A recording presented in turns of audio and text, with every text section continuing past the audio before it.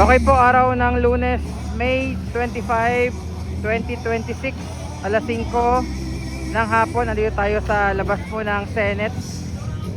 Ayan, labas po ng Senado. At andito pa rin po ang mga taga-suporta ni Vice President Inday Sara Duterte. Gayon din po yung mga taga-suporta ni Senator Bato de la Rosa, no? Ayan, mula nung May 11 hanggang ngayon po ay tuloy-tuloy at hindi po nawawala yung mga tao dito sa labas ng Senado, especially po yung mga supporters po ni VP Sara tsaka ni Senator Bato. Ayan, so ngayong gabi po, mamaya magkakaroon ng prayer vigil. At kung naririnig nyo yung mga sasakyan bumubusina pag dumadaan sila dito po, dahil meron dito, no, busina para kay VP Sara, bilang suporta kay VP Sara Duterte. And maya maya magkakaroon po ng prayer vigil dito, yung mga nagmamahal at sumusuporta po kay PRRD. Yung iba dito po 24 hours talaga na nakastay dito, walang uwian. Ayan, and again, simula po May 11 andito yung mga taga-suporta ni VP Sara para dun sa ongoing na impeachment sa Senate, and syempre yung nangyayari ngayon, yung ICC warrant kay Senator Bato. And meron dito kahawig si Senator Bato.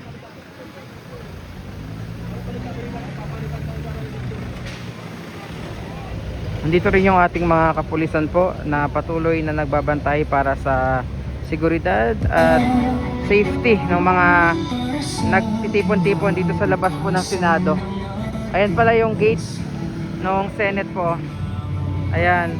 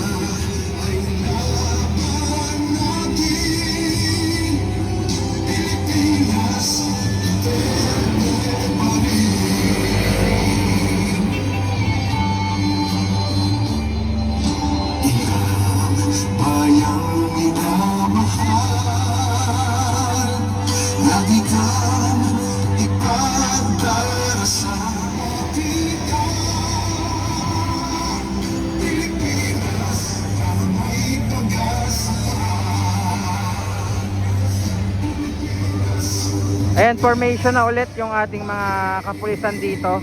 Tapos labasan na rin po ng mga empleyado dito sa loob po ng Senate, no? Ayan, no?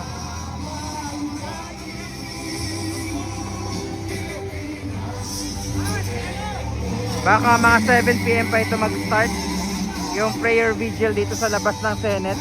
Ang oras natin po ay 6:16 pa lang ng hapon.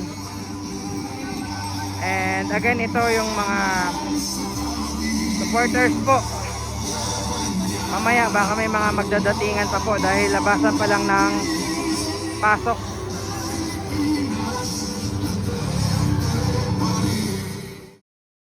Symbol in petition the corrupt government of the states. Ito po ang ginagawa natin ngayon. Ang panawagan natin, Marcos resign, dahil sa korupsyon na nangyayari sa ating lipunan. Hindi na po katanggap-tanggap sa mata ng mga ordinaryong Pilipino ang nakawan ngayon. Lalong-lalo na sa loob ng Kongreso, na kung saan sila ang gumagawa ng batas, pero sila din ang bumabali ng batas. Alam ko, halos iba dito ay kadistrito ko. Yung iba rito ay kadistrito ni Tatay Rani. Yung iba dito ay galing pa sa malalayo. Pero nagsama-sama tayo sa isang panawagan na tama na, sobra na ang pamumulitika. Kaya dapat magbitiw na si Presidente Marcos. Dahil alam naman natin, wala siyang kapasidad para patakbuhin ang Pilipinas. Halos lahat ng nasa palibot niya ngayon ay inuuto lamang siya. Ang nagpapatakbo ng Pilipinas ngayon ay ang kanyang mga tuta. Tuta ni Lisa. Dahil ang ginagawa nila sa ating presidente ay binabangag nila upang sa ganun, lahat ng gusto ni Lisa Araneta Marcos ay siyang masunod. Tandaan po natin, ayan, may lalabas na senador. Hindi ko alam kung buaya ba yan o tapat sa bayan.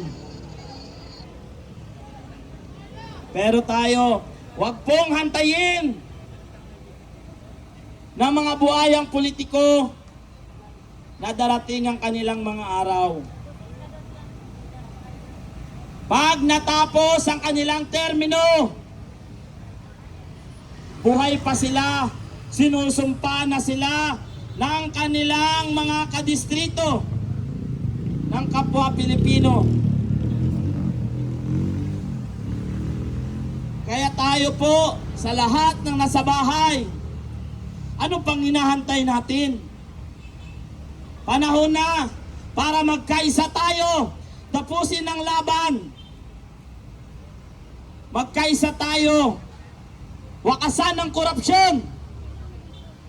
Labanan natin ang sindikatong gobyernong ito. Tandaan po, ang kalaban natin dito ay ang mga nakaupo sa gobyerno. Ang mga nakaupo na pansamantala nating pinahiram ng mandato nating, pero ginamit nila ang pansamantalang mandatong yun para nakawin ang kaba ng bayan. Ayaw ko po sana magmura, pero talagang nanggigigil ako sa mga putang inang politikong ito eh. Ano dapat ang gawin sa lahat ng mga politikong magnanakaw? Di ba dapat ay bitayin? Dahil nagtaksil sila sa taong bayan. Hindi nila ginampanan ang kanilang sinumpaang tungkulin na tayo'y pagsilbihan. Mabibilang nyo po sa daliri sa panahon ngayon ang mga politikong matitino. Pero halos hindi na mabilang sa sobrang dami na mga putang inang politikong yan ang magnanakaw at salot sa lipunan. Noong panahong sila'y nangangampanya, kahit kasulok-sulukan ay papasukin nila. Pero ngayong nakaupo na sila, pag pumunta ka sa opisina nila, ang sabihin, magpa-appointment ka muna. Nasaan ang hustisya? Nung nangangampanya sila, halos himurin ang puwet natin para iboto sila. Kaya mga kasama, sa darating na halalan, maging matalino po tayo. Maging wais po tayo. Huwag po natin ipagpalit sa halagang 500 ang dignidad at prinsipyo natin kapalit ng ilang taong pagsakripisyo natin dahil mali ang binoto natin. Ang mga binoto natin pala ay mga salot sa lipunan. Tulad po nito, ako po ay humihingi sa inyo ng paumanhin dahil isa po ako sa bumoto sa ating presidenteng bangag.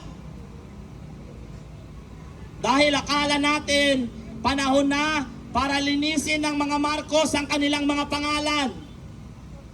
Pinagbigyan natin sila. Pero subalit mas lalo nilang binaboy ang kanilang pangalang Marcos.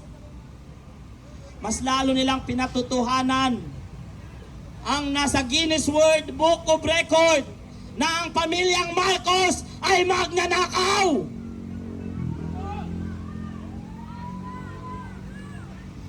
Lisa Marcos, salot sa lipunan.